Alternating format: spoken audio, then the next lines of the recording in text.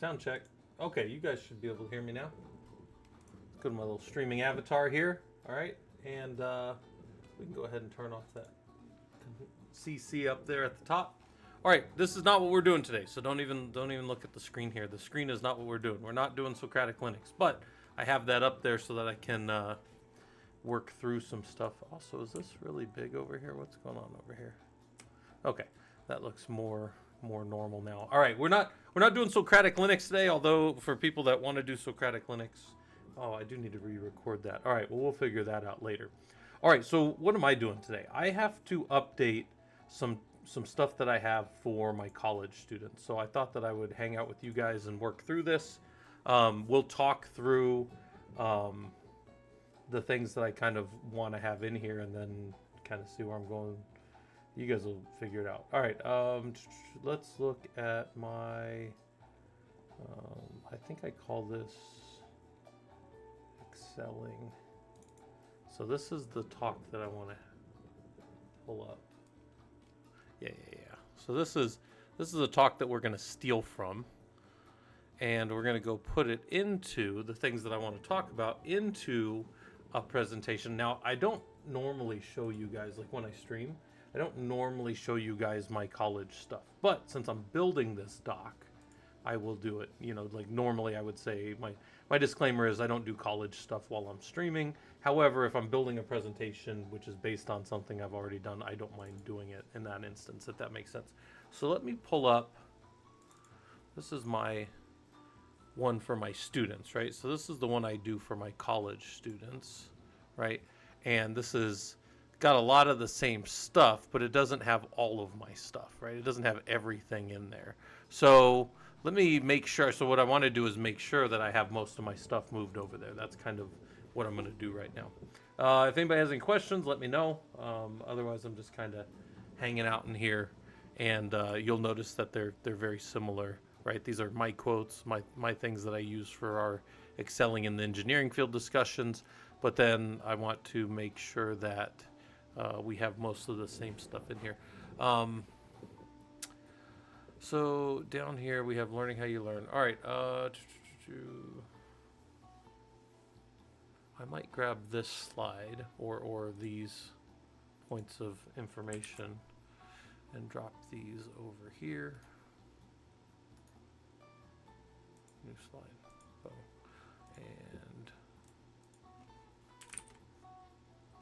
And then this will be learning. But I want to take a few things off because I'm not going to mention, I don't mention Discord with my college students, right? That doesn't make much sense. Learning how you learn. Looks like I did add a lot of these things in here, but maybe not all of them. So I'll probably add in my Bloom's taxonomy slide. I might just be able to copy this slide over and drop it right over here. So learning how you learn, boom. Yeah, there we go. And I might move this, oops, Control Z. I might move all of this down.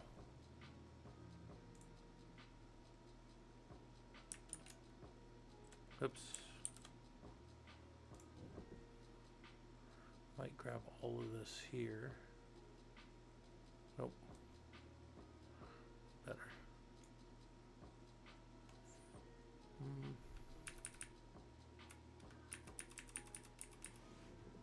Here. And then this can probably move down a little bit. Here. Oh.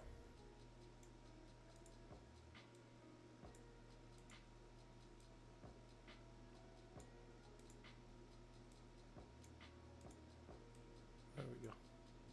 If anybody's got any questions, let me know. I'm just kind of hanging out, working on stuff. Gives me a goal.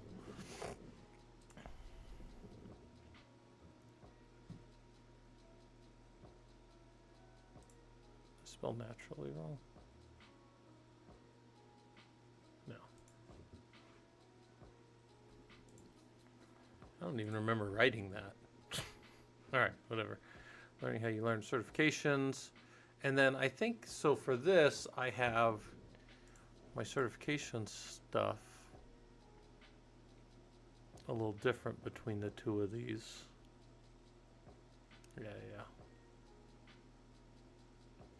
I just want to make sure, yeah, I've pulled out the ProLug stuff because I don't necessarily tell my students about that stuff. Then build yourself a home lab.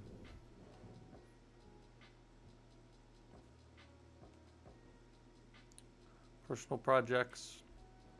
I tell them a little bit different stuff than I tell you guys, which is fine. Same thing with professional projects, although I think these are the same. Yeah. Book collection, I think, is the same. Industry discussion, I think, is the same. All right. And then review. I probably should drop the review slide. Copy. Boom. And then questions. I don't know why I changed that one. Maybe I had a different talk I was doing on it. Okay, so I think that's pretty much. Now with my students, it's after college. But this tends to be, yeah, I think I got all my stuff in there. But what I thought about showing my students too was this. So at the beginning, even maybe before, maybe I either have to add this here or get rid of it. So we can get rid of this because we got all the stuff we need out of there. I'm Veer Singh said, hi there, kind of wondering in a fog right now. No clue what I'm doing, zero momentum plan. Yeah. I'm Veer Singh. We were just talking about this in our Discord too, by the way. So I'll pull this up for Discord. So I know you're over there, or if you wanted to be, you are. One of the things that we kind of have, I think guys were talking about it in general, was like, what do we do and how do we like stay focused, kind of. And so yeah, so that's a thing that really I think a lot of people struggle with. So in the Discord, if you guys go down to like our presentations, I have a few presentations. In fact, I have some things that I want to add here. But one of the things I'm about to add into this presentation that is up here is my should be self-assessment, right? So maybe it's back up a little bit. So I have like a self-assessment right up. Socratic Linux, good. Excelling in the engineering field, that's what I'm updating right now. Socratic method. And then here's our ProLug self-assessment. So I'm going to pull that up here in a second. And I'm going to add this into my college thing here before we even get started, right? So I'm gonna actually say here, before we even get started this.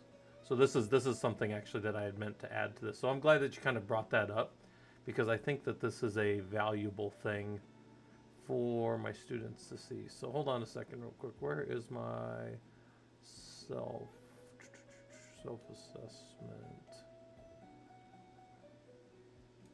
All right, let's see if I got all the stuff in here. Yeah, how's it going, Raven Violet? We are just hanging out. I'm pulling some stuff from some of my, this will be my self-assessment, and pull this down for my students here. And we'll say up here, so, no, not that slide. We'll do this one. New slide like this one. And this says start. Actually, you know what? I'm going to put this at the end. So I'm going to show them all that stuff, right? We'll do all that stuff. And then I'm going to say, so where do you go from here, right? So where do you go from here?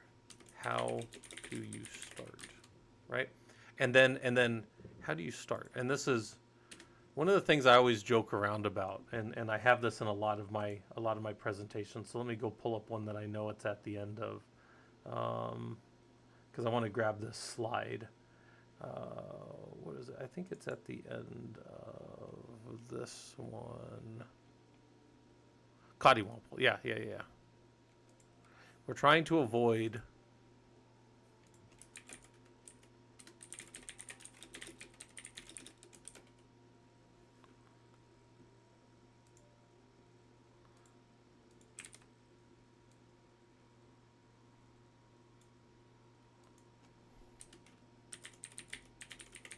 You guys ever heard that term? I think that's a funny term. I like to show it to people. But a cottywomple is a travel in a purposeful manner towards a vague destination. We need to set goals and drive toward them, right? So we're avoiding this cottywomple idea. It's this thing that, you know, like this is how a toddler walks. If you guys ever seen a toddler walk around, they walk in what's called a cottywomple.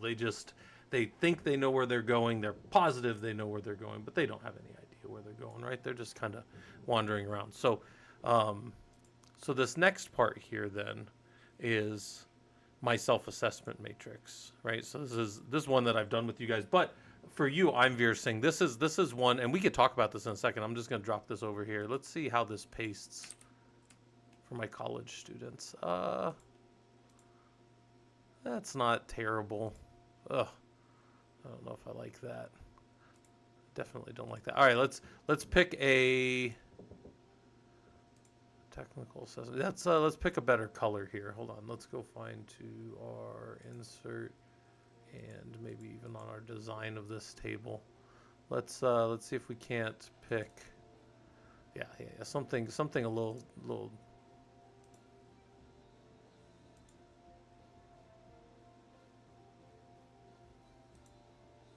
I like this, but I prefer it with the dark. So we're going to take this and we're going to go with the oh, make that dark. Boom. All the way to the top. There we go. I don't know. What do you guys think? That kind of looks a little weak to me. But my students will be, their eyes will be glazing over at that point anyways, so it doesn't really matter that much. Let's grab this format painter. Go drop that there. Nope, it's not going to work. Ah, damn it. All right, well, that's annoying.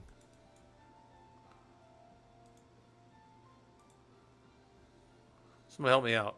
Which one of these is the same color? I think it's shit. Yeah, that's good enough. Good enough for government work, guys. Oh, man. Black. Bow. It's good enough. All right, fix this one. Oh. I don't like when I can't just auto format, but that's fine. Boom. I don't know. I'm colorblind. I'll just tell them I'm colorblind. So if anybody has a problem with it, whatever. Because I am colorblind, but doesn't mean I can't make it a little more visually appealing for everybody else. I don't know. That's good enough. All right. If you guys want to see me kind of talk through this, I'll talk through this a little bit. Let me make sure I have SWOT analysis. And then something like this. Yeah, that's good enough. I think it looks better in dark mode like I have it over here, but yeah, that's fine. That'll work for my college students, I guess. All right. So let me save this. This is what I'm going to present on next Tuesday, and I only have a little bit of time, so you guys might think, oh, 27 slides. That's, it's hard to talk like for a short amount of time once you're used to talking a lot, right? So let me pull this up. So the question was, as I'm Veer-Singh mentioned, like you want to figure stuff out, right? Well, so I would say the first thing about figuring out like what you want to do is like sit down and think about what you kind of excel at, what you want to do, right? Because like I can show people Linux, right? We talk about Linux, and I tell people often, if you've hung out with me or joined the Discord, you probably do enough Linux to get into the field. But maybe you don't just want to do, not everybody wants to do just straight Linux admin work. Some people want to be storage people. Some people want to be network or security people. There's all these other types of people out there. Some people want to be project managers and management, and there's good money. I've told people this. I was mentioning this the other day in our Discord. 15 years ago, I've topped out where I can go as an engineer. The only other place for me to go up is to find other interesting engineering things or to go into management. And they try to make me into management all the time, and I keep fighting it. So I'll show you guys. I mean, we'll talk through the self-assessment matrix for maybe people that are looking to get You know, what are you guys trying to do around, you know, what are you guys trying to do around getting into the field and that kind of stuff. But again, like before you do anything else, maybe you think about what do I want to do. Oh, let me move this up just a little bit too, so you guys can see your chat. So, yeah. So to Imveer Singh's question, sometimes people are very disciplined in one way, but they're not disciplined in other ways. So a lot of times you yeah, sometimes you gotta sit down and take an assessment of yourself, right? You gotta do this self-assessment matrix. Another way to say this would be like a gap analysis.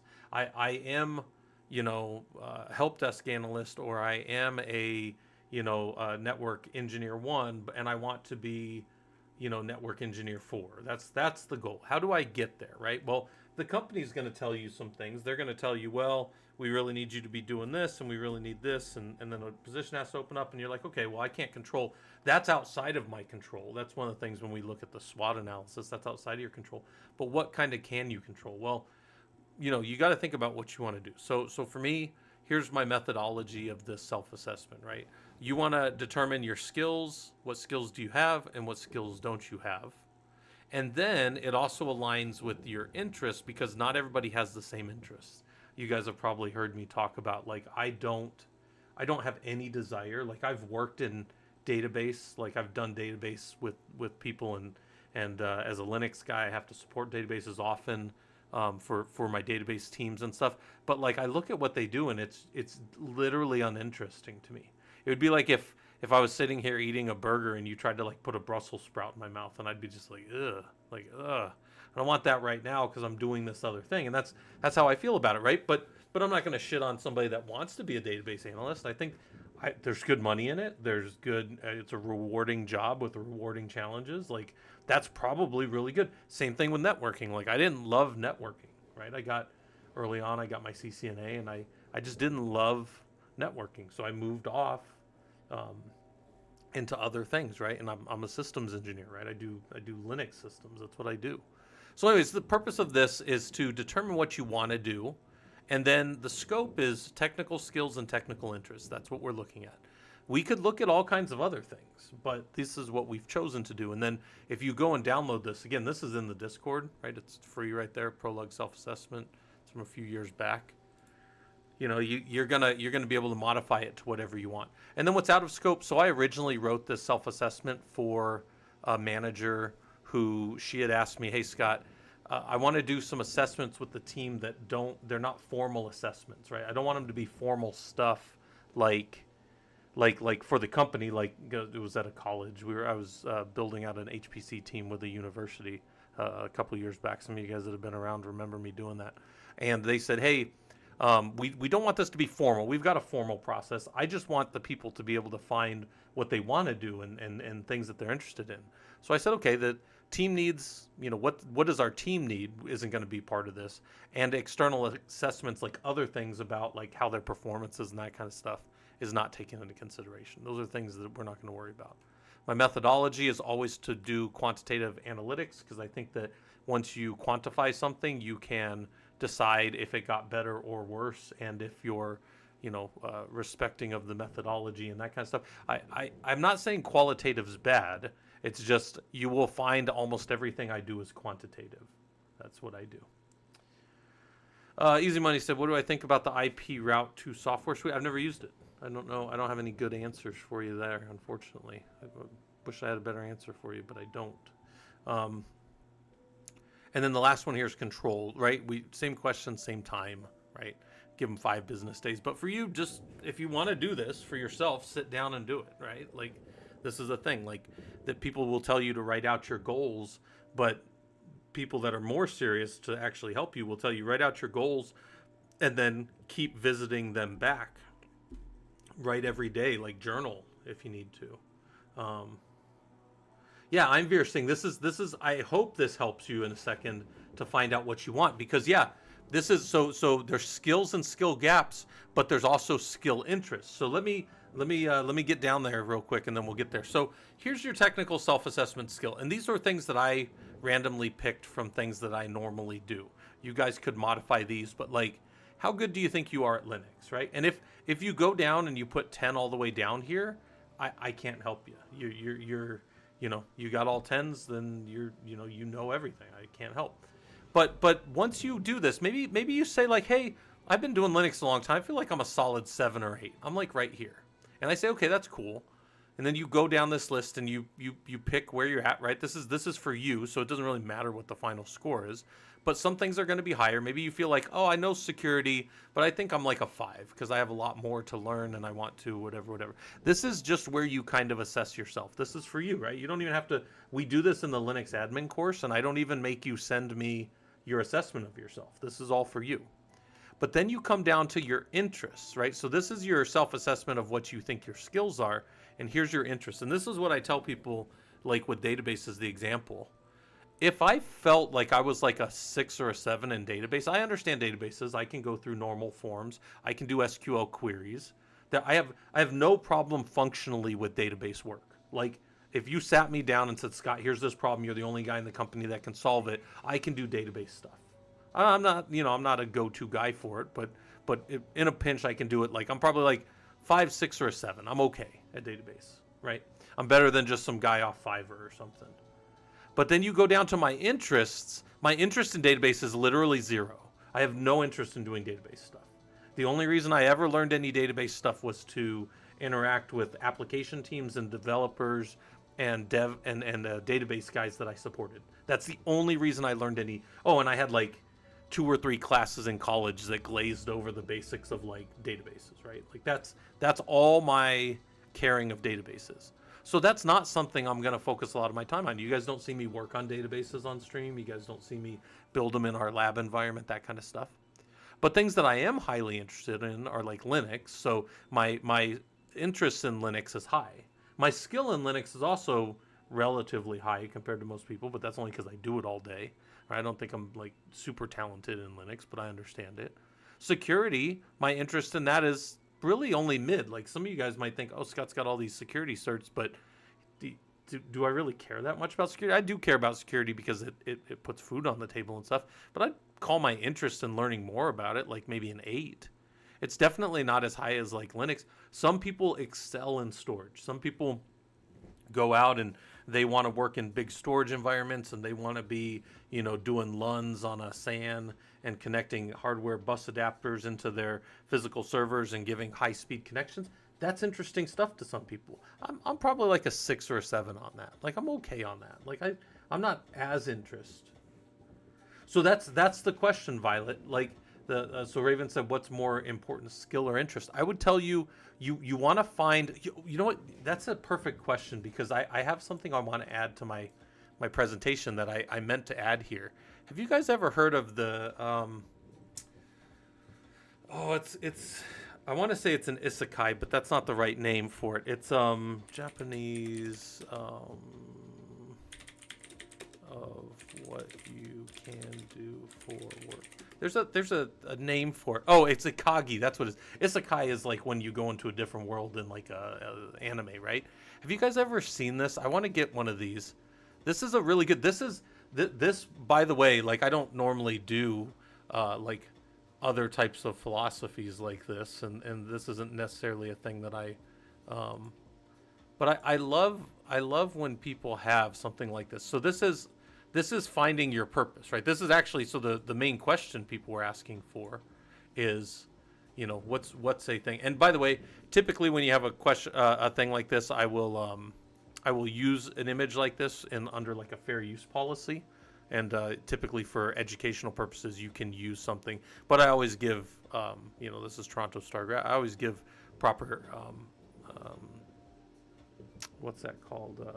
Like references to where I got it from. But this is what Ikagi is. It's what are you good at? What do you love? What the world needs, and what can you be paid for? Now, some of us like want to be good at things, and we love doing it, like Linux. And so we have a whole bunch of people in our Discord that do a lot of Linux, but they're not like getting paid for it yet. So a lot of the stuff that I've tried to kind of align our professional Linux users group, right? Like this Discord that we have, there's almost 4,400 of us down. Actually, I think we just hit 4,400 today. it's to take this thing that you like to do and help you be a professional. So I'm kind of like dragging people down this way, right? But then they give you some of the different things here. This is maybe some of you look at this and go, "Oh man, that's how I feel because I do what I love and what the world needs, but I don't, necessarily want to be paid for, but I want to be able to at least eat and travel, so I need to do some of this."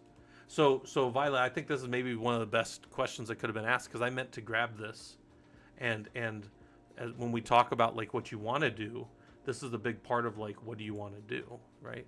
I'm just gonna grab this right here like this. Boom.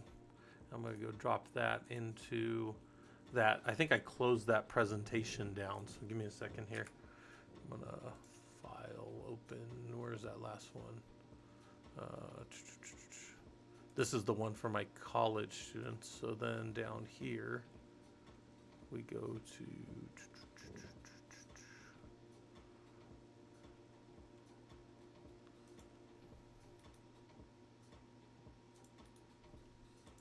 we might just drop it right here.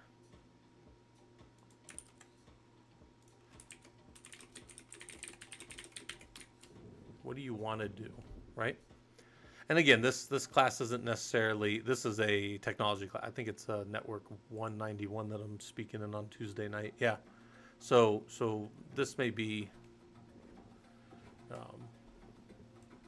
yeah. Anyway, so I don't know. Like, hopefully that gives a little bit of a strength. I kind of do want to add this in, maybe in here.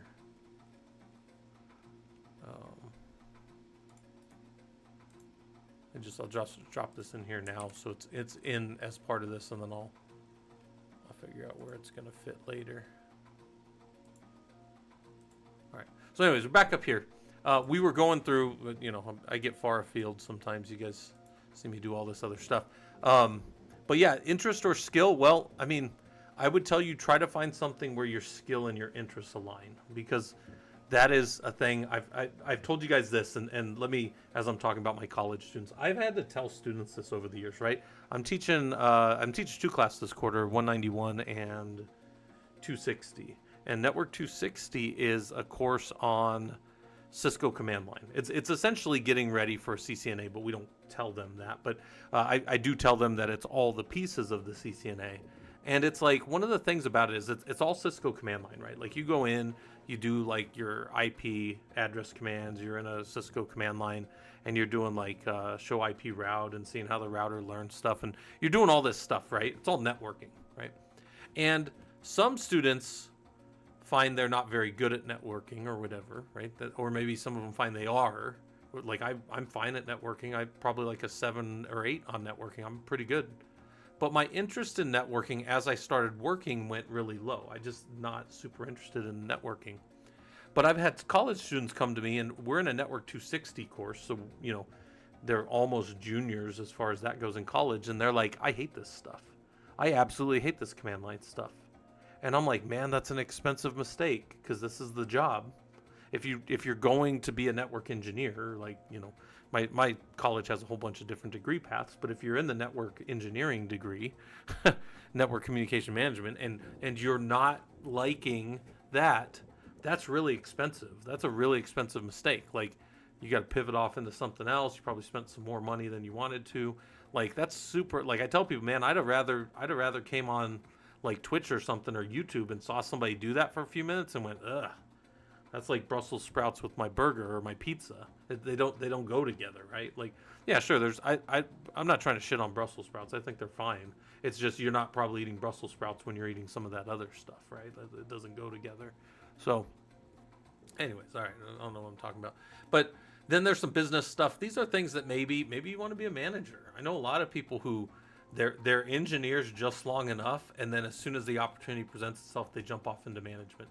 Most all of them do it for money, at least the people that I know, because they were doing okay, but management tends to have some more responsibilities and maybe pay a little more. But like, I'm not necessarily interested in doing a lot of these things. Like, I feel like I'm perfectly fine at time management for my job. I'm fine at public speaking. Managing others, I'm probably okay with it. I can manage my college students, but I have my desire to do managing others is zero. I do not want anybody else's problems. One of the best things about being an engineer is all the problems that come at me are technical, and I can solve them in a technical manner. I don't have to give a shit about the people. I mean, you do have to give a crap about the people, but not as much.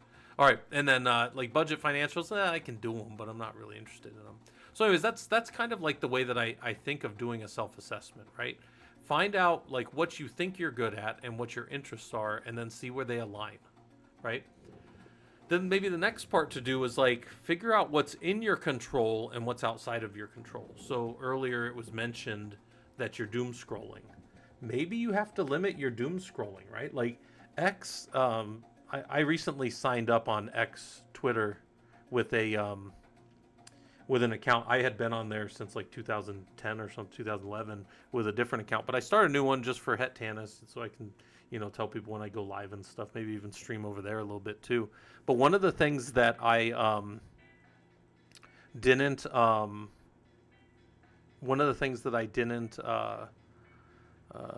think about or whatever is the algorithm had to figure me out all over again, right?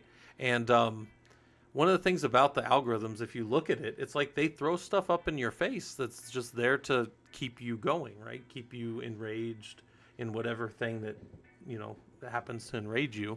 So where I'm going with that is internal within your control. You can control certain things, you can't control other things. So you can limit the amount of time that you spend doom scrolling on stuff. You can limit the amount of time that you argue with idiots on the internet. Let's just concede that there's a whole world full of idiots and there's no reason to argue with them online. You're not going to convince them anything, right? I mean, I would much rather convince people in an academic setting if I was going to do that kind of stuff, right? So what's in your control, right? Like you've got strengths. Maybe you study things well. Maybe you like to learn by listening to things. Like we mentioned earlier, some people, actually I didn't really talk about it because we didn't go through that whole thing, but in the learning how you learn, do you sit around and listen to stuff? Can you read? Not everybody can just sit around and read all day. That bores some people. One thing that I know that I can't do, because one time I got a free ebook, like to listen to a technical book, I could not do it. That person was reading off the page, which obviously it's an ebook, right? I legitimately was just like grossed out by it. I can't ingest things that way. So you got to figure out how you like to learn. Do you like to read technical manuals and then go watch a video on it? Or do you need to like read through a technical manual and then do like your notes from it? Like it's really like something you got to think about. Weaknesses are things you do not do well. Maybe you don't time things well, so maybe you need to get like a Pomodoro timer. But weaknesses are acknowledging things that, like, if my phone is in the same room as me, I'm playing on it. Well, guess what? When it's study time, you need to go put your phone in the other room then. You say, I can't do that. And I say, well, at least you know it's one of your weaknesses now. Maybe you didn't know that was a weak. Maybe you never even thought about it. You just always have your phone popping up in your hand, right? And maybe you also know, like, hey, I'm probably not going to be working on derivatives in calculus. That's not a thing that I'm interested in. I'm probably never going to master that. I can understand how to reference it, but that's not, like, I'm never going to go chew on that like some of my math friends are. And that's a good thing to know about yourself. That's a weakness in the mathematical area, but you might know all the things that you do well up until that point as far as engineering goes. There's a lot of engineering that gets done with simple math. In fact, I need to make one of my presentations that I've been meaning to put together for a while is just like math for engineering, where it's not to teach you math, man. There's Khan Academy, there's all kinds of good ways out there to go learn math, but the things that I use on a daily basis, like the things that I think an engineer needs to know, and it's mostly just base statistical stuff and looking for anomalies, right? Can you draw a line through something to look at a pattern? Do you understand what data are actionable in a system and how we would show actionable data, that kind of stuff, right? So anyways, so SWOT analysis is strength, weaknesses, opportunities, and threats. Most people think about this as like a business thing, but if you think of yourself and getting yourself into the industry as kind of like a business, then, there's that. All right, so anyways, opportunities are courses you can take, market needs. Like this was one, like I can't determine how much people need Linux engineers. That's outside of my control. But I can, right? It's outside of my control to a point. And I tell people this in the Discord all the time, being negative all the time about like, oh, I just can't get a job. Well, that's not going to probably get you a job. I mean, that's probably fine to feel for a few minutes a day if you want. But then you got to like, we talk about pulling up the big boy pants and sending out some resumes and looking at what the market needs, right? It's outside of our control, but how we kind of look at that and use it is something. Threats, market saturation, like you're a Linux guy in a room full of 100 other Linux guys and you're all going for one job. Okay, that sucks, but I mean, we got to keep looking for work if we're looking for work. The industry does move quickly, that's true, but a lot of this Linux stuff hasn't changed in, Linux has been Linux for 30 something years now, right? Unix has been Unix for 50 years now, right? You can't control geopolitical stuff. Like maybe Russian and you want to go work with Russia and you're okay with that. However, you can't do that right now if you are in the US. Some of you guys probably know this. There's a big war going on in the other part of the world. So in the US, we can't do anything for geopolitical reasons with a large block of the eastern part of this world. Okay, well, that is what it is, right? I mean, those are threats, right? And maybe that's a thing. So I say generally speaking here because they're not really all within or without your control, but they're things that you can kind of understand. Fergie, that's funny. Yeah, they probably would have done SWAT. I love Silicon Valley as well. But yeah, they definitely did. I probably only watched the first 3 seasons of that, but that was a pretty great show, especially for people that are in tech, right? Like, there's a few shows that I think you should watch if you're in tech. The number one is for sure the IT Crowd. That's great if you do tech work. Maybe I'll start my rewatch of that tonight too. I haven't rewatched that in a while. But anyways, yeah, okay, so there's that. And then this is kind of how you might lay those out. And I thought I had one of these that was kind of filled out with my strengths, my weaknesses, my opportunities and threats. But, strengths are what you do well. Weaknesses, opportunities, and threats are, these are internal to you, strengths and weaknesses, and these are external to you for the most part. And then I said that I'd work this in. That's that Ikigai that we were talking about, or Ikagi. Ikagi, that's what it is. Or Kagai? I don't know how to say that. But that's the thing that we were kind of looking at there. So, all right. That's funny that's running through. Let me go see. Did I close this other one down? This one. Let me get out of here. Let me save this one. That's our self-assessment matrix. Let me go through. I told you guys that I would walk you guys through this. Let's get this crap out of the way. I said that we could look at this if we wanted to. All right, got too much stuff in my way. All right, hold on. Pull this over like this. And this is so this is the other part. This is what I just updated for my college students, and this is excelling in the engineering field after college, but for you guys, I say for anyone, right? And then it's by me. Most of you guys know who I am or can find who I am. It's not super difficult. All right. So the random quote to get you interested is education is not the filling of a pail, but the lighting of a fire. That's true. You got to stay stoked up and close to this stuff. You don't just like wake up one day after studying for 3 years and you're like, I know systems engineering. No, like things are changing. New techniques are coming out. Different methods are happening. My current research paper for my dissertation is about changing the way that we do bastions and making those better, right? So there's some stuff in that. Also, hold on a second real quick. Let me pull something up here. I have... It is Christmas time.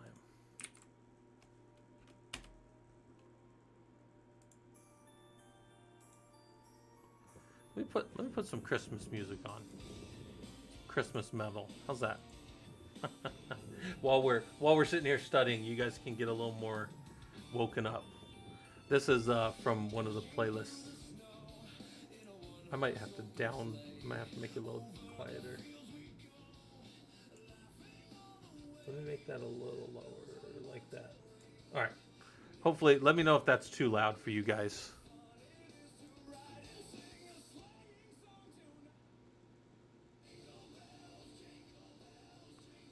Put it there. This is royalty-free music on YouTube, so I figured I'd just throw that up.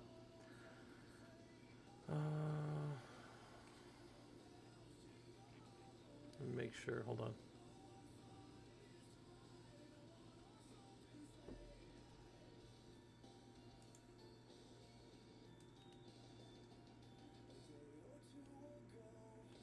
Make sure I'm not, let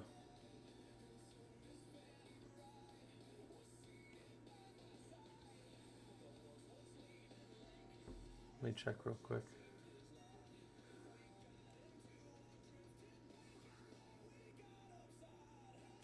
Actually, hold on, I need to check. I don't see this as... That's fine.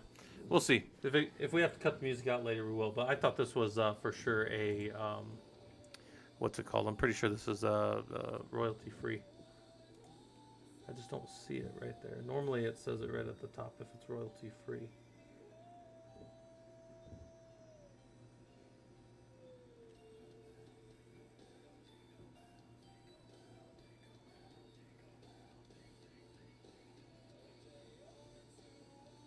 Anyways, all right, we'll play that.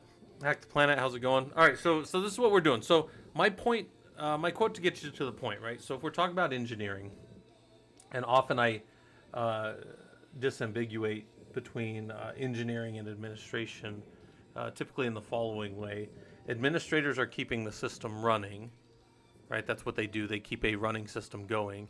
Engineers sometimes do administration work and keep a running system going, but they're also in the back building and designing that system. So those are kind of the ways that I talk about that. But anyways, in engineering, as we're talking about that, as engineers, we deal in truth, right? We try to find ones and zeros. We try to drive to, maybe I do a query and ask the system how something is set and validate that something that I had put in there is the way that I expect.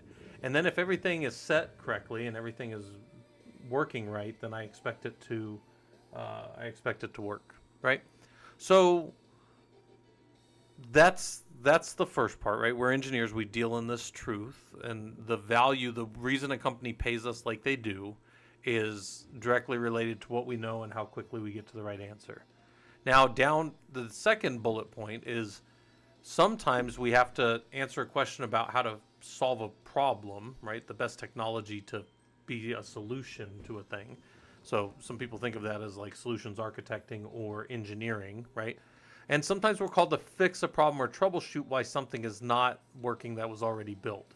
So that's kind of like the two things that an engineer does. They put new things and processes and techniques into place, and then they troubleshoot things that are broken.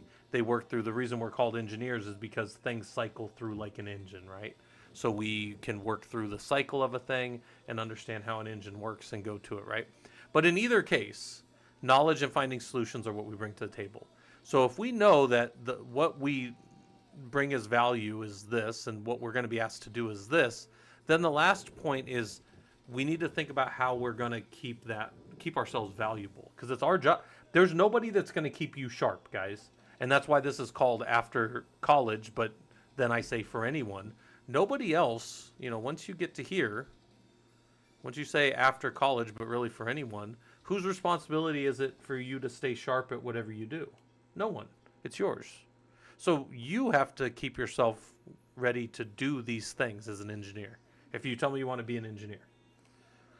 So here's our overview, right? Continuing education. I think you should learn how you learn, because that will behoove you. That will greatly increase your chances of learning new things, because you'll understand how you learn. There was a question earlier, specifically,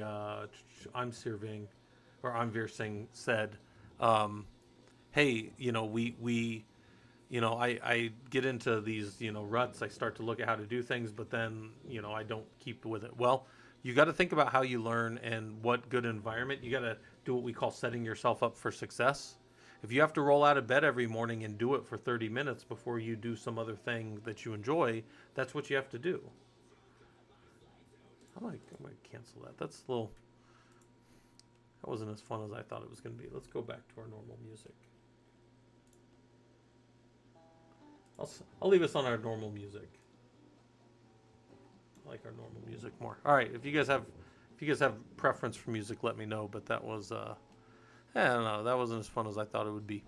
It was a little distracting for me too. I don't do well with distractions like that. So I think you should learn how you learn. There's certifications out there, but even if you're not going to pay for a certification, I think there's still value in knowing what those are and knowing what we call the body of knowledge, the BOK, right? That's a BOK. I think that you should know that and understand how that kind of works. And then the home lab, we got professional projects and personal projects and things that I think that you should do to kind of keep yourself sharp, right? Like the way that we do things as engineers is we learn things. We'll get to it as we learn how we learn, but we have to do things hands-on, right? We have to build things. We have to understand how things work. And one of the only ways, I mean, you can read a book about fishing for 60 years, and I don't think you'll know nearly as much about fishing as if you just went out and threw the rod. You know, there's a lot of other stuff that you got to know how to do, but like you got to actually throw the rod out and see if the fish are biting, right? Like there's that too. Now, is there all kinds of theory as well? Yes, but there's practical application. You got to go out and do it, right? And then I talk about a book collection. I think books have a certain set of value, and I think that you can collect them at a reasonably cheap price. If you're more junior and say, well, I can find all that on the internet, well, that's fine. Me, having been in the industry a little longer, I just go out and get them off a Humble Bundle and that kind of stuff, and I can donate a little bit, and it's pretty okay for me. Then industry discussions, podcasts, blogs, open source, and community. Get involved with a community of people that are doing the same things that you want and talking about the same things that are interesting to you. Enjoy said, Scott, if you're hiring for an entry-level SRE and you brought a junior Linux admin with AWS experience to an interview, what things would you ask them? I would like to hear your insight. All right. If I'm hiring for an entry-level SRE and I brought a junior Linux sysadmin with AWS. Yeah, so I actually have a set of questions. Hold on, let me pull this up right here real quick. So that's a good question. I'll show you a set of questions that I put together a while back, because me and one of the other guys, we tend to every now and then do like technical questions and like interview type practice down in our Discord. We haven't done it for a while, but we need to again. This is actually one that I've used for real engineers right here. Here's our Prolog interview question. So I break down, for people that don't know, I've given about 350 technical interviews in my career. So I've done a lot of interviews. I'm always brought in. Managers even bring me in from other teams to ask technical questions. The reason is because, I've been a college professor for 17 years. I'm a student of the game, if you will. I try to keep myself sharp in this. But when I ask questions, right, depending on the scope that they give me, these are the things that I might ask. So here's a technical set of questions. Here's my troubleshooting type questions. Here's some operations questions and some personality questions. Now, if I'm only there for technical stuff, I'm only going to ask technical stuff, okay? So let's start up here with technical. And now you're saying if it was a SRE role, so site reliability engineers tend to still be heavily Linux. If it was going to be a heavily Linux environment, I might ask them some of these same questions still. But maybe if like it was site reliability engineering, but then they were going to do some stuff in, maybe they were going to do more stuff around documentation and deployment and stuff, I might ask them more of my operational type questions, right? But anyway, so here's some of my technical questions that I might ask, right? How would you verify a file system type of a mounted file system? So if I had something mounted or if it was unmounted in a system, either way could I tell what the file system type was, right? So we go to a Linux box here, right? And this is fun. This, in case anybody here is like, well, what's Scott got going on here? I was trying to figure out the difference between October 13th, right? So this was October 13th and today.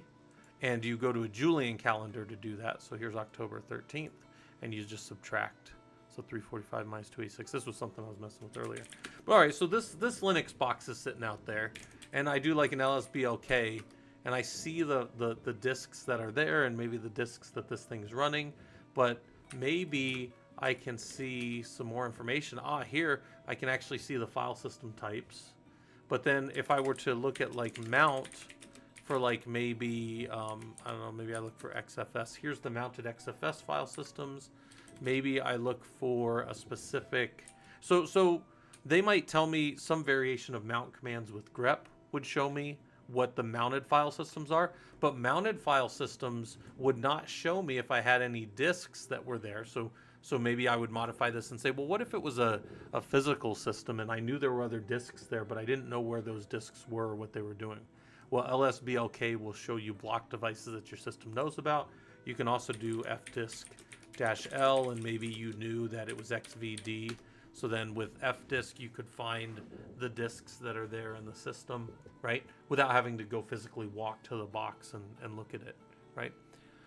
So that's a thing. And the way that somebody answers this question is going to help me to gauge just how much they've dealt with it, right? Like, because there's really basic answers to this, but then there's also kind of people who have done it a little bit and tell me, oh yeah, I've had to do that before, where maybe across a set of systems I've had a bunch of unmounted disks, or we just put a bunch of disks in, you know, and we wanted to validate that we could see the LUNs or whatever.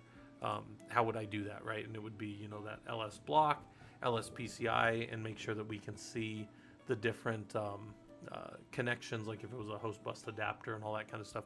There's all kinds of things that we can do to verify that things are as we expect them to be, right? So then another question, right? Your virtualization, so maybe you got a different virtualization team. They tell you that they added a disk to a server. How do you check that that disk's been added? And then how would you add it to LVM? That's the same basic type of question, where we put that disk in there, and then, you know, maybe I go jump over to one of these boxes, and let's go here. Nobody's in, so go to Rocky 2 real quick. So one of our dev boxes, right? And I look at this and I say PVS, BGS, LVS. I don't have anything going on, but LSBLK, I see that I have these 3 different disks in my system, right? And I say, well, could I do in this Rocky server, could I do like a PV create against dev xvdb, right? Would it oh, it's a device and MD component, so we'd have to wipe his labeling, and actually probably need to do that one of these days to clean these systems up. Let's go look at Rocky 1. I think this is somebody's carved him up, right? Somebody's already done this with his disks, but now I can see, yeah, those disks have been added. I could have done a PV create and put them into the physical volumes, right? Then they'd be a physical volume. They're small little boxes, and then we can turn them into like a volume group test, and then we could tear them down. Looks like somebody did this.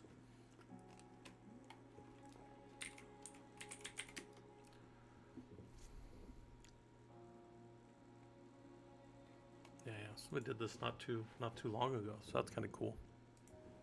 But anyways, these are the types of questions I might ask. These are up in the Discord too, by the way.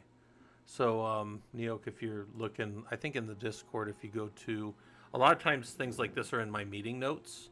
So you go in my meeting notes channel, and then you can either search up, or this was like, we had this was a few months ago, so 1024, getting the job in Linux admin engineering. And this was some skills that an actual job wanted you to learn. These things, these were the things they wanted you to know: documentation, incident management, troubleshooting, monitoring, operating the system, patching and updating, configuring, and automation. And I just kept adding kind of to this as we talked. So I have like old talks that I've done, but specifically, and there's a lot of like how we did things.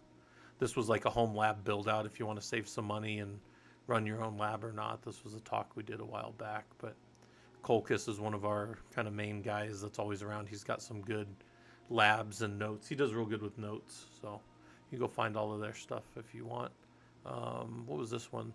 Oh, we were doing, like, we challenged ourselves to, I have a thing where you can send in commands sometimes, and he was modifying it. Somebody else was too, I think. Inspector did one as well. I do it. Here was my original one. This was my one, and I said, make this better for some bounty. And I think the guys did. I don't think I ever paid out anything for that. I need to give Colchis something here in the future. But yeah, so we have like all this stuff going on, notes and diagrams and stuff. All the stuff in our Discord, I tell you guys, take it. If you find something useful and you're like, oh, here's the questions, by the way. So here's all those questions for the most part. They might have modified a little bit, but I tell you guys, like if you find something useful here and it helps you, use it. I don't care. Take any of this stuff. This was some lab stuff, security stuff. Like what does a security engineer need to know? And we were doing security stuff. What a Linux admin needs to know about security. And then it's some of our free Killer Coda labs and stuff. Those are all there for you guys to play with or whatever. All right. Anyway, so hopefully that's clear as mud. All right, so overview. I think you should learn how you learn. If you're most people think that they learn completely differently than everybody else, and I'm going to tell you that that is demonstrably along all of humanity not true. Most people learn more like other people than they like to think. Now, we all think, oh, I'm a unique snowflake. Yeah, just like everybody else, right? Nobody calls themselves snowflakes anymore, right? There's all that political mumbo jumbo around it. But for now, let's just say that I think that you should learn how you learn. And I think that you should learn, can you sit down and read on your Kindle? Can you sit down at a desk all day and read? Or do you just want to get away from your desk as soon as you're done with work? And for some people, like I know so many people that swear by like books, like reading books, like the people will read, was it audiobooks, right? Like people will audiobook it up. I know a lot of people that swear by them. And I'm like, I can't do it, man. My brain jumps around a lot. I just don't think I would like an audiobook very much. I've tried to do it again with technical books, and it was a nightmare. I made it about like 3 sentences in and just was like, oh, I can't do this because I was jumping around too much. So you got to figure out what works best for you. You got to figure out your schedule. This is a very important one because you guys that say, hey, I go to the gym, a little daily is better than cramming once a week. You can't go to the gym once a week and expect any kind of changes. You got to do a little bit daily, right? So every day you got to be touching this stuff. Same thing with language, right? If any of you guys use any of those language programs, they alert you every day. They have little daily tasks. Well, because if you do daily stuff, at the end of like 90 days, you realize you're way further than you ever thought you were going to be. You're like, oh, shoot, all I did was a little bit daily, right? So you got to figure out, what your schedule looks like. You don't find time, like, oh, I'll do it sometime today. You have to make time to do things. So this may be one of the most important things I could tell you while I'm on my soapbox here. Can you sit and watch videos for hours, or do you play on your phone and do other stuff and you don't really absorb this stuff? I tell people all the time, if you want to get into AWS, they have all their reInvent stuff that just happened. They just had their reInvent, I think, last week or the week before. You guys can get out there and you can watch all of the most current, all of the most recent things that they're doing with AWS, and you can go see all their stuff. And by the way, all that stuff is directly the type of stuff that they ask on their Solutions Architect Professional. So I think I still have my Pro. I think that lapses next year or the year after, but I'm technically a Solutions Architect Pro with them, and I did a lot of my study through their reInvent and seeing what their customers were doing and that kind of stuff. So this is another thing, learning how you learn. Figure out what you're interested in. You will do things that you're interested in more than you will do other stuff, right? We like playing video games because it gives us dopamine and it feels good and it's fun, but what are you interested in? Because it's hard, guys. It's a hard thing to do. One of the guys, I think I have like 5 of the AWS certs, and one of our guys has 8 of them. And he was studying a few different times. I remember he was studying for the networking stuff, and he's like, "Dude, I just fell asleep every time I studied for it." And I'm like, "Yeah, I get it, man. It's like, but if he wanted to get his AWS networking cert, he's gonna have to read, or do stuff every day to get better at that. But he understands what he wants, and it's the same thing with this. I think you should figure out what you're interested in, and I think that you should work on projects that allow you to do what you're interested in. So find a way to do that stuff. If you can't build your own lab out, you don't have to build a lab. There's Killer Coda and all these other free sites out there that'll at least get you some part of the way there. At least get you into Linux, right? at a command line. Not everybody's going to have, a home lab to do all this stuff on, right? All right. I think this is another thing. Bloom's taxonomy. This is more of an academic thing. This comes from colleges and stuff. And typically for a bachelor's degree, we think that you're doing like 1 through 3. Maybe you're doing a little bit of 4. Master's degree tends to be 4 and 5, and then your doctorate is the start of 6 for you. That's kind of the way that breaks down if you're doing college. But if you're not doing college, this is still how you learn stuff. If I was going to tell you, like, let's go real quick. Let's go to I want to pull something up here real quick. Where is, I'll just find it here, NIST 800-223. So NIST 800-223 is about high performance compute. And this is right here, this high performance compute. I'm going to go drop in here. I'll give you guys the link if you want it for yourself. And when I talk about high performance compute and stuff with customers and when I set things up in the government, I use this sometimes to show people things. But I'm just going to go somewhere here real quick. Let's say that I started to talk about right here. This is one of the slides I use often when I'm presenting to people. If I were just to start right now talking about, hey, how's it going, CDN Dave? Hopefully this stuff's useful to you. So if I was going to start talking about a Linux concept and a high performance compute, like let's say you said, Scott, how was your day today? And I go, oh man, I troubleshot all this back end storage stuff, this and this and this. Well, if you didn't know anything about the system, right? Let's think about how a person learns something. One of the first things we might have to do here is define terms, which, by the way, move this for a second. It's down here is remembering. It's like glossary of facts. There's keywords they're studying. So if then I were to say, okay, you need to know all the things here. Well, there's networks. Do you know what a network is? I don't know that everybody knows what a network is. What's the assumption when I talk about a network, a TCP/IP network? Well, that is true over here, but it's not true maybe on my high performance network over here. This is InfiniBand. Oh, well, I was lying to you. It's actually InfiniBand over IP, so you do need to know the IP stuff. But let's say that like at a base level, I was going to start talking about some of this stuff and troubleshooting it. If you didn't have like, it would be like you were sliding down. You guys ever seen that show, what's that show, Wipeout? Right, like a Wipeout slide, and you're sliding down this thing and it's wet and you just don't have anything, like no handholds or whatever. You're just sliding down it. Well, if I started to just talk about stuff that we didn't have any common terms and like ways for you to kind of understand it, it would just be a waste of my time. It would be a waste of your time, right? Like there wouldn't be any knowledge being transferred. So when you learn stuff like this, I don't just start with a big diagram like this, or maybe I do, and then I talk to individual pieces, which, by the way, is why we use models often, right? Like the OSI models, because then I can talk to any one part of the model.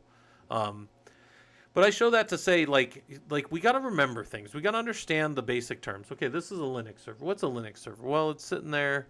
It's a box that has booted, and it's got a network IP address, and then we can communicate with it. It has a set of configurations inside of it that allow it to work with the network, some of which are like a default route and hopefully some type of DNS resolution. And then that may be a good enough place to start for me to then be able to show you other things about Linux servers, right? But we start with like just knowing terms, right? Also, there's a thing I read long ago about like storytelling, where it was like, if somebody doesn't have the basic terms, then there's no ability to grasp something. And I do agree with that. Like if I just start telling you, well, I've got this thing, and I've got this thing in front of me, and it's a thing, and you're like, God damn it, stop saying the word thing.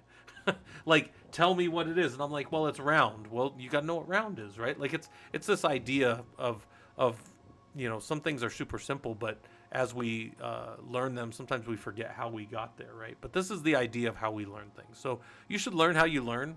You should also learn maybe where you are in things. And if you say, hey, I'm going to go learn databases, but the only thing I know about databases is the term database, I know nothing else about it, I might tell you, you want to go start with some real basics where somebody's going to give you a lot of terms.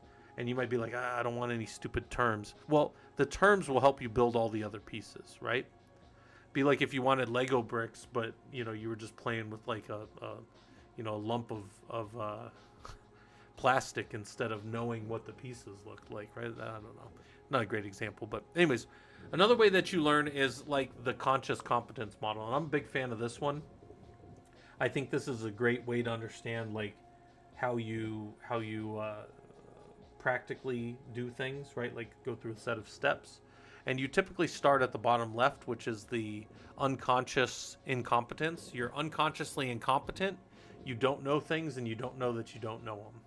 Maybe if I were to pull up that drawing again, you'd be like, I've never heard of a login node. What the hell's a login node? I've never heard of a back-end storage network. What is that, right? So we can kind of walk through those things, right? And then you move up in the model from unconscious incompetence up to conscious incompetence, and you know that you don't know. And you want to learn and you want to study and you spend some time with these things. And eventually you move over here to conscious competence where you get some proficiency, but you have to think. Maybe you go and reference things often and you don't string together everything perfectly, but you do kind of know what you need and that kind of stuff. And then you drop down into unconscious competence where you can just do things. This is how most of you drive. You can be driving and you can be playing with your radio and talking to somebody and all this kind of stuff, and do all that. Then also you go back. I tell you guys all the time, as an engineer, you want to stay here in conscious competence. You want to be constantly learning. Strawberry Jesus said, is this presentation available somewhere? I think this is in our Discord under presentations. And let's go look. Did I do this one? Did I put this one up here? I thought I did. Here's our Linux evaluations. Why did I do that twice? Oh, as a doc and a PDF. Excelling in the engineering field is definitely up here, but it might be a slightly older version of this. But yes, this is up here. It's right here.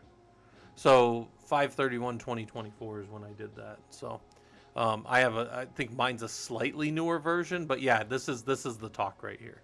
Excelling in the engineering field. Hey, how's it going, Lit 301? Hopefully this stuff's useful to you. We're just talking about learning how you learn. I'm not working super hard today on Linux stuff, although I do need to get back into Linux lab mode and get my lab set up a little more.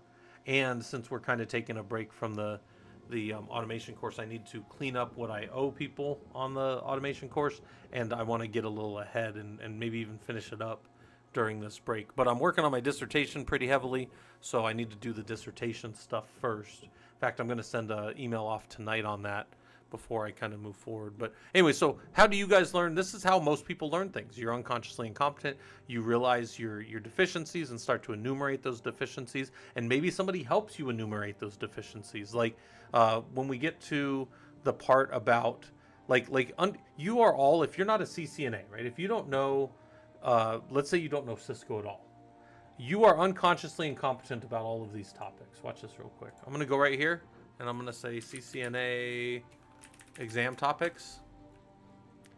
And you are complete. If you don't have a CCNA and you've never done any networking, you are completely unaware. Maybe you've done Network Plus or any of those things. This right here, all this stuff in bright mode. I can turn this dark mode. Hold on. Dark reader. Boom. Easier to see. There you go. All right, sorry guys. And then this. So these are the things. Now, hold on. Now we've got a sketched out framework of what we need to learn. We need to start up here. We need to learn some networking fundamentals. We could talk about this for a few hours and know what all of these different pieces are here. And then and kind of break down and go through these pieces, right? Here's our network fundamentals. If anybody needs this link, here it is.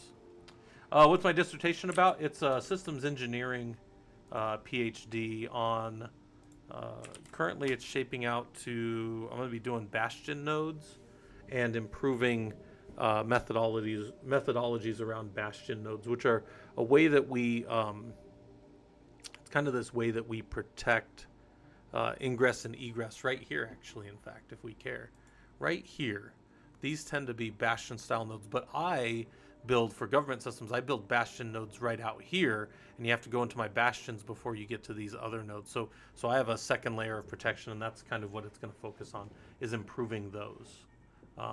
sometimes on stream I pull up, my notes on it, right? And then I use a tool called Zotero, which I think Zotero is one of the best things on planet Earth, because you can just go in here and say, okay, we were looking at this autonomous attack response framework, and then we wanted to just create a bibliography from it for a certain version, and then we've got a good bibliography to use, and we typically have to modify it. Lit said, can I use Linux Mint to go through your course? You can.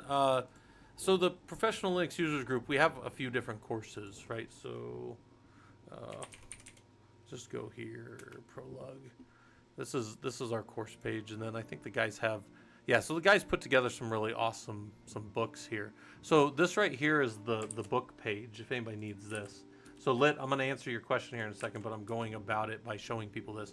The Linux admin course here is really designed to be done with like Red Hat or Rocky Linux, and the reason is because you can do Linux Mint and probably get a fair amount of this understanding. The problem you'll have, Lit, is this: you can't find anybody that's running Linux Mint. So if anybody ever is like, Scott, what, I use this version of an operating system, I'm like, that's fine. I don't care what. I'm never gonna piss on anybody's version of Linux, right? People can use any version they want.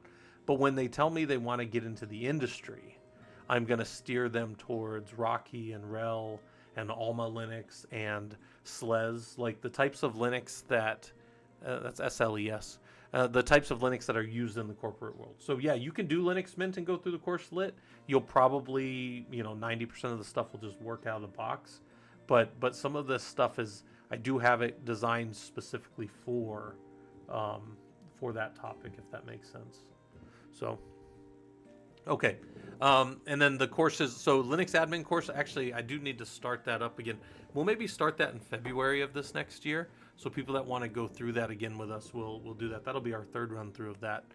And then Linux security course, we just finished the second round of it this last weekend. But the books are all here. So everything's here for people that want to go see, what are the topics and what were we doing in these different worlds. Okay. Let me get that out of the way. Let me get the college. So this is, this is just background stuff, because typically when you write a dissertation, it's 5 chapters, and the second chapter is a giant literature review, typically 60 to 90 pages, sometimes even more. But literature review about topics and stuff. So I'm working on that as well. I'm actually in the methodology chapter, which is chapter 3. I got to get something sent off later tonight, but I'm hanging with you guys for a little bit just to have a stream and just to be able to hang out a little bit and that kind of stuff. Yeah, Lit. You're welcome, obviously, to hang out. People are always welcome up in the Discord. I think we might be. Let's go check in Discord. I think we might have just hit. We have a nice little bot that one of our guys put together. Yeah, look, we're at 4401, so we hit 4,400 people.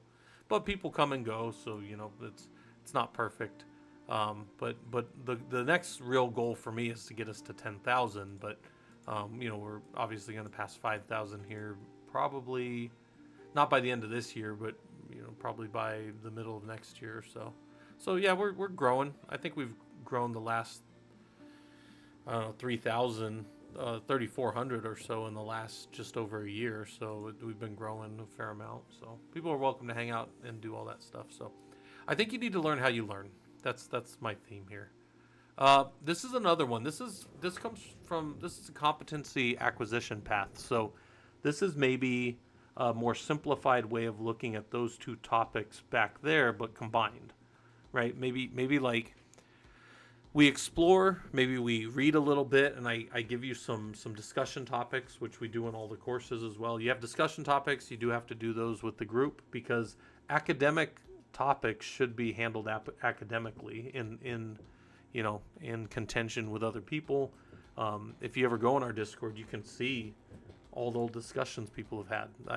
This was, we've got all the course discussion posts, and if you want to go see how people answered Unit 2 of security, here was the question, and here were people's responses to the question, right? And it was, there are 401 STIGs. There's a different amount each time you go look for RHEL 9.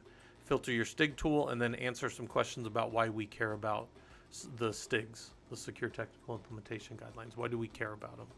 and then people have different answers that they've given, and people were talking. You had to respond to somebody, so people were talking to each other and that kind of stuff. But that's like exploring, right? Like we talk about a thing, maybe we mull over the concepts a little bit. We talk to each other about it. We think in our head about the thing, and then at some point we got to go get our hands on. We got to touch hands on. For us, that's the Prolug. We got a lab environment people can jump into.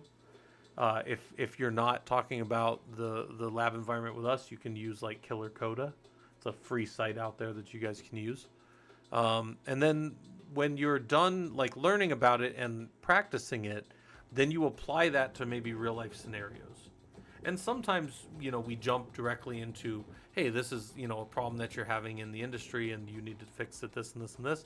But when we're learning about things, sometimes it's safe to come back here, read about it, understand the concepts of it, maybe be able to enumerate through all the components of it, right? Count them out. Then you come up here and you put those components together, and then eventually you apply it to like a real life. In the military, this would be the crawl, walk, run method. There's a bunch of different ways to look at how you learn things, right? So then the next part of it, when we get done with that, is like, I think that you should spend some time with certifications. Even if you're not going to go buy the certification and take the test, I still think that like ISC Squared has some really good body of knowledge topics around the CISSP and the CCSP. Then the certified in cybersecurity, there's still an entry level one of those that's out there. I need to put the training together. I have the training all organized for that, but I wanted to have us do like some intensives on that and get ready. CompTIA has a whole bunch of them. Linux Foundation has a whole bunch. These are pretty well thought of. If you have a CKA or CKAD, that looks good on a resume. It's a useful thing to have. And then there's a bunch of cloud certs. I would tell you, look at what's out there in your area. Look at what companies are maybe doing some of these things, and then think about if you want to go one of those different routes, right? AWS, Azure, Google Cloud Platform. There's a whole bunch of them. Certs tend to be kind of pricey sometimes. These are real expensive certs, right? These are kind of higher cost, and then some of these ones are a little more middle of the road costs. But there's different things. And the main thing I tell you guys about certs is this: if we go back and look at like the CCNA, here's my Cisco Certified Network Administrator things. Even if I'm never gonna again take a CCNA, right? I passed my CCNA in 2002. And I've never bothered to redo it. If this was my CCNA topics here, I should at least know how to do these things and understand these things, even if I don't want to get the cert. These are still valuable things for if my company buys Cisco devices, if I configure Cisco devices, if I use networks that use TCP or UDP, which, surprise, all of them. So I think you should know the body of knowledge around a thing. So that's my thing on certification. Here's a bunch of free certs that I know about where the certification and the training are free. So this is also, if anybody's wondering, you want this list, it's in our Discord under Beginner Start here. Here's this list right here. But it's certs that are out there for free. So you don't have anything on your resume. You just, your resume says your name and I want to do Linux or I want to do system stuff. Lit said, is Killer Coda an environment for those that don't have Linux? Yeah. Killer Coda would put you in an Ubuntu environment, and yes, you could be at the command line right away. That's the goal of it. And Killer Coda, a lot of times when you're in there, you're doing it slightly different because you're on an Ubuntu server instead of Red Hat, but you're learning the basic, ways that we do the different things. Yes, so I do think Killer Coda is a great environment for people, but also Lit, just so you know, even when people have Linux, if I'm like showing them around, I'll have them get in Killer Coda just so that we're in the same exact Linux environment. Because then if I'm showing them something and there's a problem and I have the problem and they have the problem, we can troubleshoot it on like systems. If we're trying to troubleshoot on different systems or your system breaks in some other, Linux Mint or something, I literally can't help. I mean, I can read a troubleshooting log message as well as the next guy, but I can't help you from like a I've been there standpoint, right? Because I've never used that. So my point in saying that is it's a nice standardization thing for me. So anyways, so these are the ones. Six Sigma has most of the the basic things I think you need to know to be a good engineer. So Six Sigma is great. And again, if you have nothing else on your resume, guys, this is something to put on there. If you work for a bigger, like defense contractors and like big engineering firms, Six Sigma and Lean Six Sigma certifications look really good. They're a good way to get you in the door. In fact, if I went and looked for like Six Sigma in like just if I went to Dice, go to dice.com or something, right? Just go popping up here. And I just go right here in my local area and say Six Sigma, right? I probably will find a bunch of process improvement stuff, right? It might be in different industries, but there's, you know, there's work in that. Capital engineering manager. I don't even know what that is, but looks like it pays okay, right? Like some of these are pretty okay pay. Cargill, they're kind of a big company. Electrical integrity engineer, so that's more electrical, but maybe some of these other things want you to have these kind of skills. And one of the reasons people want you to have the Six Sigma skills is because they're going to be talking a certain language as engineers in their company. And if you have those certifications, you understand those languages. You have handled the Six Sigma methodology. You understand what it means to do plan, do, check, act. And like you understand what it means to gather system data, can compare it against an upper and lower control limit, and you can do those evaluations because these are things that you learn in here. Okay, so those are free. And then they have more expensive courses, but all the training is free all the way up through their black belt. So that's cool. The cost of the certification starts going after the first one, but hey, if you're just looking for, if you got a blank page for your resume, that's something to start with. There's an API lifecycle at API Academy. I think this got moved. Let's see if this moved. Skip verification. Let's see. I think. Yeah, I have that right in the Discord. So if you go to the Discord, yeah, API Academy Lean Upon. Oh. Or Learn Upon. Is that one? That's weird. They have that. That's no longer good. Let me go check that. Let me go. Maybe they took that down, guys. Let me go look.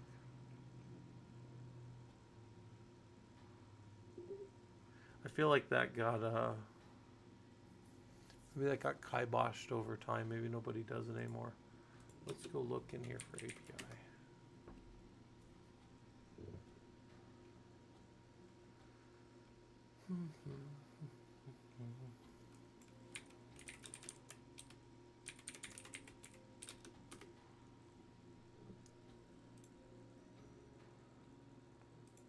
That's a different API Academy.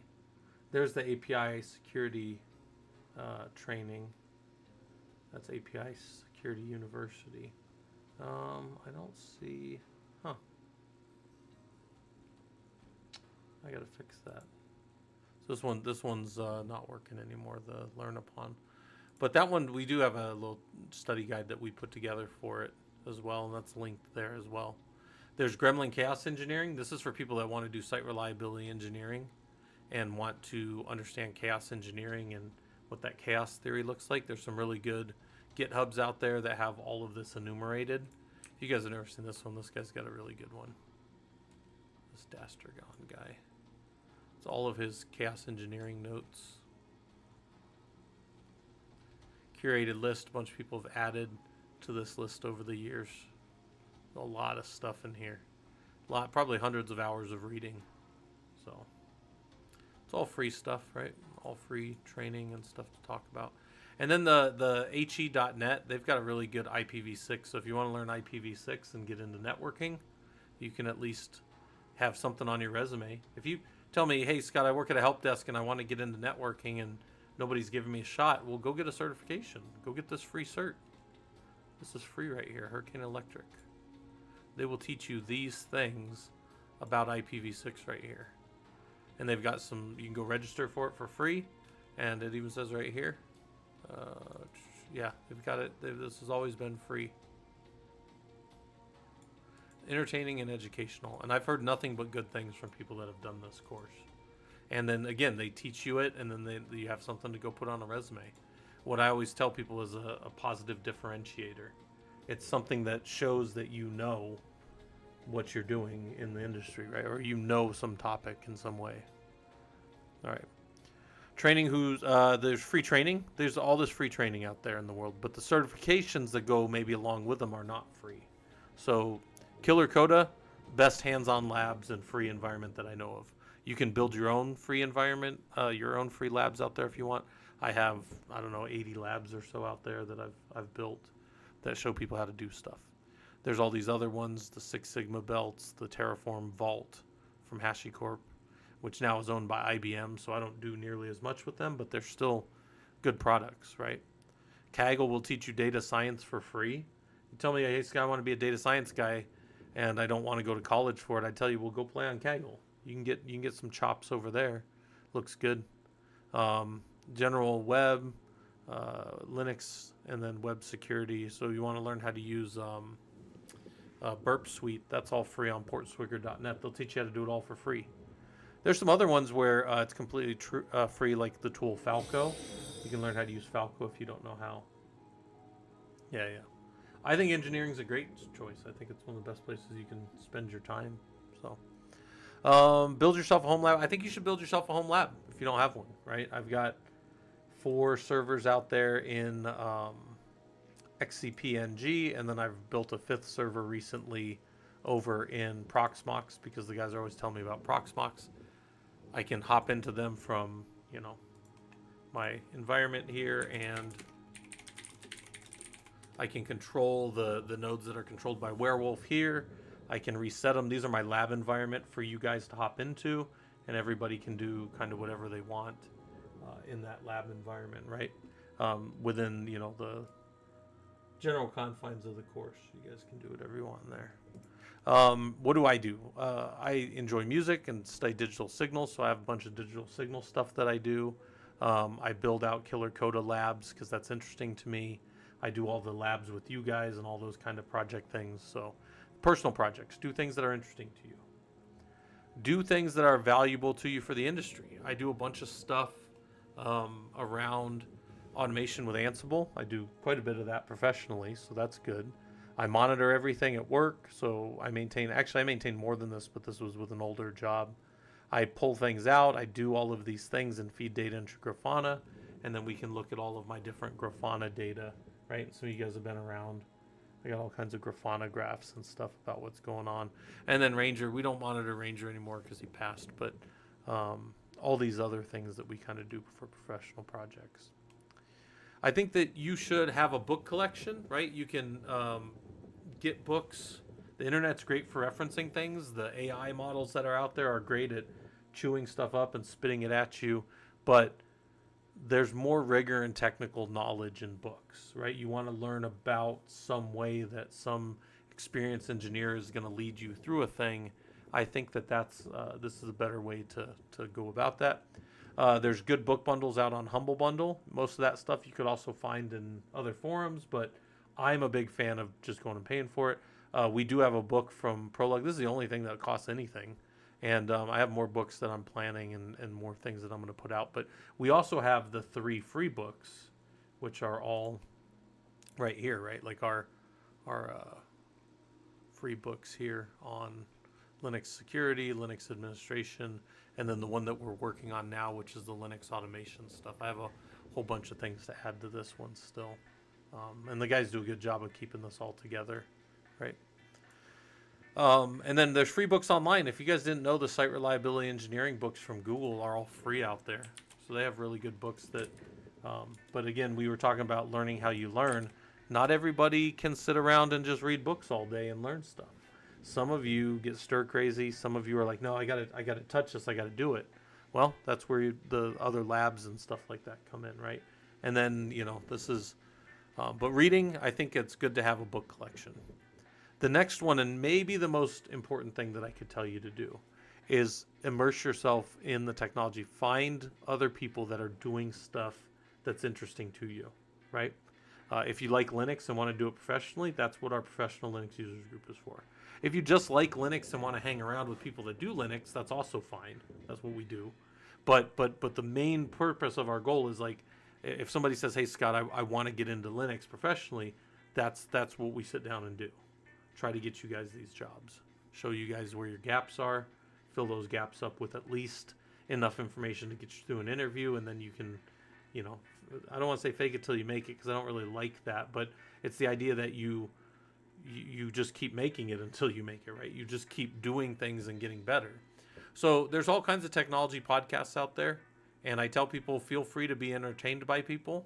There's nothing wrong with being entertained. But if you plan on trying to learn stuff, don't get sucked in by infotainment. Infotainment are like the super popular, loud streamers that some of them are fun to watch. Some of them I can't stand, but some of them are fun to watch, and you could hang out and listen in there for hours and hours and hours, but you're never going to learn a thing. That is a waste of your time, unless your goal is to be entertained. Again, be entertained all you want, but if you tell me, "Hey Scott, I got 2 hours a day to study," infotainment is not it. If somebody drops a crumb here and there because you're watching him, you know, drop through his Vim or NeoVim as fast as he can, and he's just trying to like impress everybody with like 170 words per minute typing, that's cool and all. That probably works for like 0.01% of the population, but for most of you, that's not going to help any. So don't get sucked in by that stuff. Find Slack, Discord, Usenet groups that are talking about topics that you're interested in.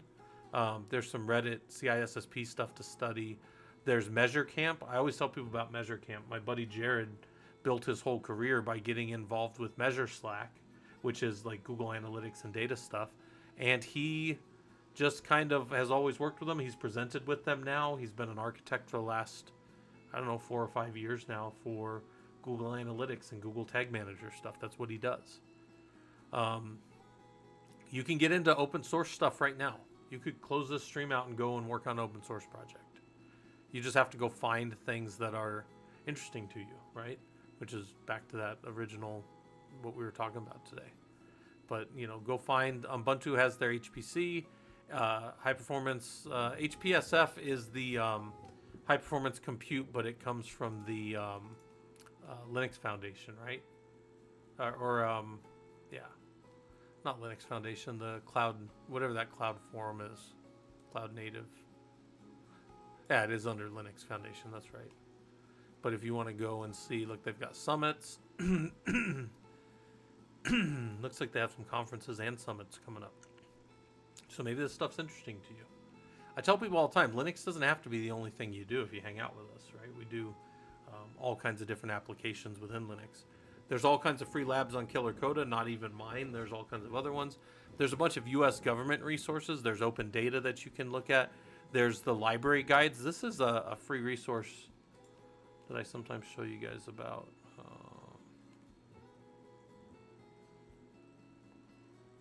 Why can I not? See if I can get that in a different browser.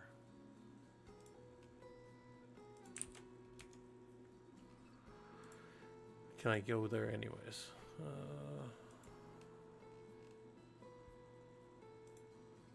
They typically have...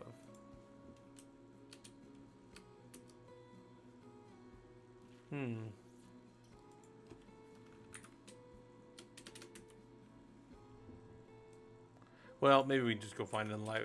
Maybe they've messed up their thing. But they used to just have where you could go with NOAA, which some of you guys know I'm pretty involved with NOAA. And I do quite a bit of their underlying technology with them.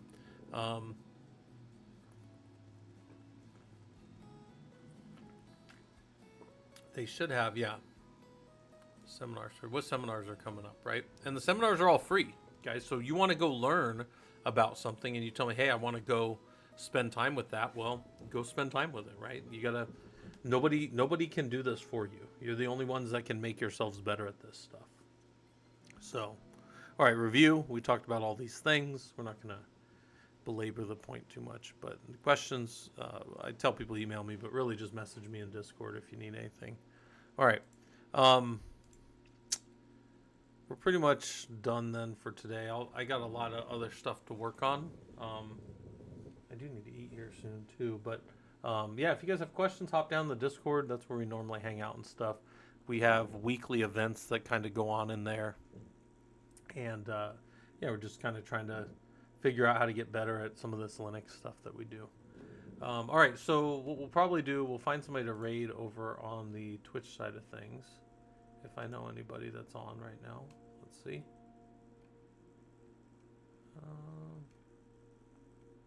Don't really know anybody that's up doing tech stuff. I guess Wallaber's doing tech.